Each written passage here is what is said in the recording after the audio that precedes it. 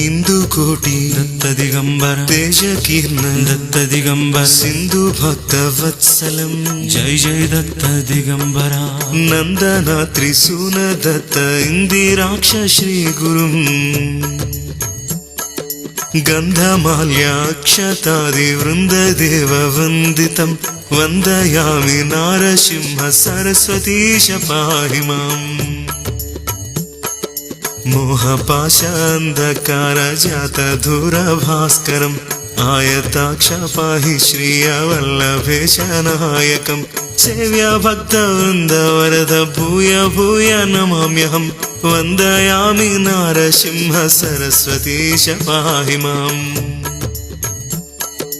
चित्तजारि वर्ग षट्कमतवारणाङ्कुशम् सत्त्वसार शोभितात्मा दत्त श्रियवल्लभम् उत्तमावतार भूत कर्तृभक्तवत्सलम् वन्दयामि नारसिंह सरस्वतीश पाहि माम्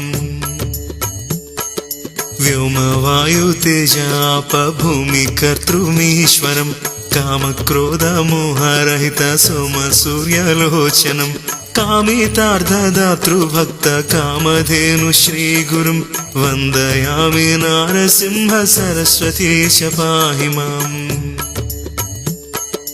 पुण्डरीकायताक्ष कुण्डलेन्दु तेजसं चण्ड दुरित खण्डनार्ध दण्डधारी श्री गुरुं मण्डलिकमौलि मार्ताण्डभासिताननं वन्दयामि नारसिंह सरस्वतीश पाहि माम् वेदशास्त्रस्तुत्य पादमादिमूर्ति श्री गुरुं नादबिन्दु कलातीत कल्पपाद सेव्यं सेव्य भक्त वृन्द वरद भूय भूय नमाम्यहम् वन्दयामि नारसिंह सरस्वतीश पाहि माम्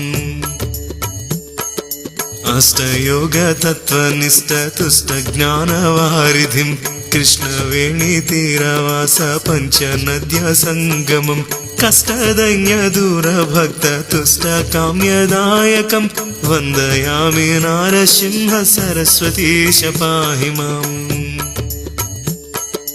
नारसिंह सरस्वतीय नामाष्टमौक्तिकम् आरकृत्य शारदेन गंगाधराख्य स्वात्मजं धारणिकदेव दीक्ष गुरुर्मूर्तितोषितं वन्दयामि नारसिंह सरस्वतीश पाहि माम् नारसिंह सरस्वतीश अष्टकञ्च यः पठेत् घोरसंसार सिन्धु तारणाख्य साधनं सारज्ञान दीर्घायुरारोग्यादि सम्पदां चारुवर्ग काम्यलाभ नित्यमेव यः पठेत्